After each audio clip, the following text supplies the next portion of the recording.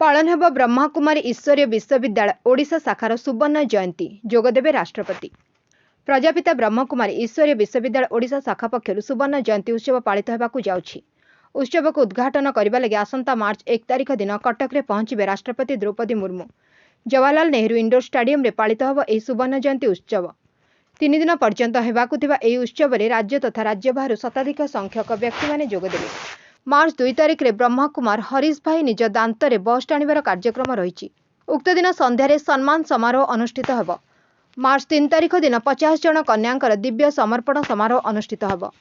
1973 मसीहा अगस्ट मास 19 तारिख दिन ओडिशा प्रजापिता ब्रह्माकुमारी संगठनर मूलदुआ पड़ता। यह भितर 50 वर्ष अतिक्रांत हो सारी, जहां आहरी स्मरणीय करने लगी सुवर्ण जयंती उत्सव पालन होगाकू जाउछि, जहार मुख्य आकर्षण रहिबे महामहिम राष्ट्रपति। राष्ट्रपति से दिन आम गहन इंडोर स्टाडियम रे 4टा बेले पहुँचे आ 4टार 5टा गोटे घंटा कार्यक्रम रही। से कार्यक्रम रे आमर मिनिट टू मिनिट प्रोग्राम रे प्रथमे आपण माने जानछन नेशनल आंथेम, तापरे वेलकम परे आमर ए प्रोग्राम रे मुख्यालय मानकापुरु राजयोगिनी सिलू दीदी जी एवं दिल्ली रू हमरे आमर सामिल रहिचंती ओडिशार सेवार जे मुख्य राजयोगिनी कमलेश दीदी भी रहिबे एवं सही प्रोग्राम को कोऑर्डिनेट करिवे ब्रह्मा कुमार नाथमल भाई। वेलकम करिए ब्रह्मा कुमारी सुलोचना भौणी भली भाव एवं यही प्रोग्राम रे राज्यपाल आम ओडिशार राज्यपाल भी आसुचंती। आम चीफ मिनिस्टर को मध्य प्रोग्राम पाई निमंत्रण देचु। से तो निश्चिंत निजे न आसले मंत्री को पठेबे। तेणु यही भली भाव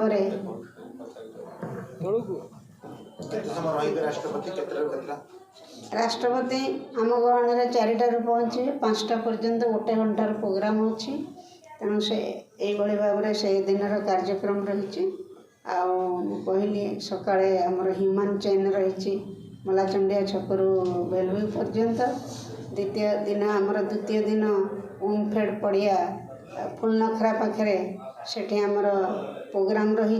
जो माने ईश्वरीय सेवारे 50 वर्ष है निजर जीवन को देइछंती मार्ग चली तांकर सम्मान एक्स्ट्रा ऑर्डिनरी पर्सनालिटी प्राय 21 जन भाई भौणी को आम मैंने से दिन सम्मान करूँ। तेणु से दिन ये कार्यक्रम सेठार रही। साधारण लोक आमर ये जो द्वितीय दिन प्रोग्राम रे आम समस्त निमंत्रण देचु। आ से दिन आमर रही आमर जादूगर भाई हरीश भाई जे आमर मुख्यालय माउंट आबू आसुचंदी से तांकर बस टाणीबे सेटा देखेबे। ता सहित आमर किछि कल्चरल इवेंट भी रही। यही भाव में द्वितीय दिन तृतीय दिन कार्यक्रम होचे आमर एवं सही द्वितीय दिन रे आम गोटे रैली बाहर करूँ कटक भितर। जो रैली कटकर विभिन्न स्थान परिक्रमा करिवो से 2टी झांकी भी रहिबो। यही भाव में द्वितीय दिन रैली उद्देश्य है प्रजापिता ब्रह्मकुमारी ईश्वरीय विश्वविद्यालय गोल्डन जुबली रे समस्त को यही वार्ता आम देवु जे निकट भविष्य गोल्डन एज संसार रे आसीबो। वर्तमान कलिजुग, तेणु कलिजुग निश्चिंत परिवर्तन हब। से परिवर्तन रे सत्यजुग बा स्वर्ग आसीबो। से स्वर्ग पई आमे किभली कोन निजर चरित्र करिवा सेटा आमे से वार्ताटा समस्त दउचु। राज्यगर अभ्यास पई आह्वान करूचु। तृतीय दिन है हमर कार्यक्रम।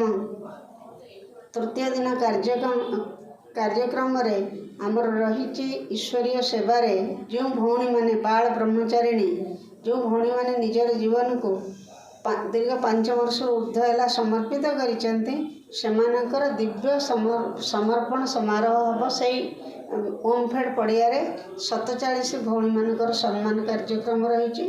से इवनिंग रे एवं मैजिक शो हम चमत्कार मैजिक शो देखाई दिया ता सहित एक ह्यूमन लेटर से मध्य रही।